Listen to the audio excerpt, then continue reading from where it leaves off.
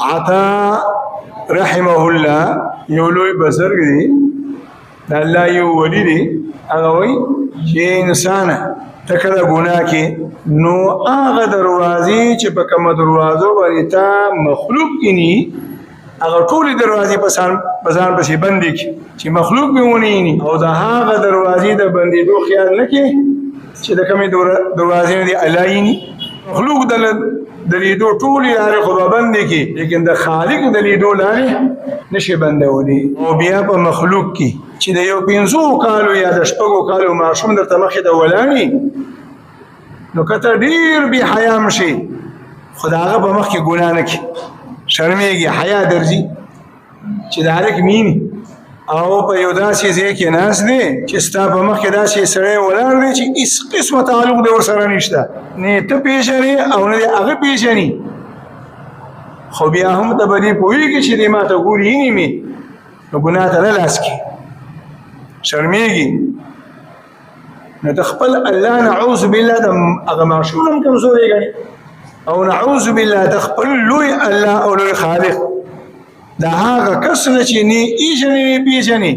او درته مخې ته ولاړې ګناه ته نه لاس کوي د هغه نه هم کمزوری ګڼي. او بل آیت کې الله جل جلاله فرمایي ان الله يحب التوابین الله پاک خوښي محبت ساتي مینه ساتي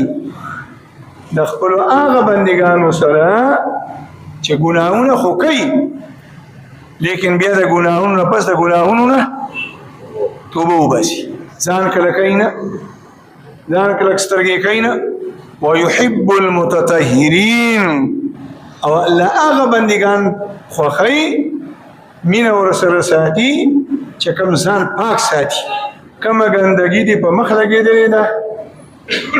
څومره بده یې ګڼي او څومره بده در باندې لګي او کومه ګندګي دي په لاس لګېدلې ده څومره بده در باندې لګي او کومه ګناه دي په د قمیص په لمنه لګېدلې ده کومه ګندګي نو جومات ته نه راځي حجرې ته نه راوځي مړي ژوندي له نه ځي اول د خپل سپین کمیز د هغه سپینې لمنې د مینځلو فکر کې او د اثبات یې پې لګېدلې خلک به څه وایي نو اے مسلمانه ستا د ګناه هغه ګندګي چې کوم ستا په جسم او ستا په زړه لګېدلې ده دا د غټې ګندګۍ د هغه ګناه نه ډېره خطرناکه ده چې کومه دې په قمیص او د قمیص په لمنه لګېدلې د هغې د پاکوالي خیال ولې نه ساتي. ان الله يحب التوابين ويحب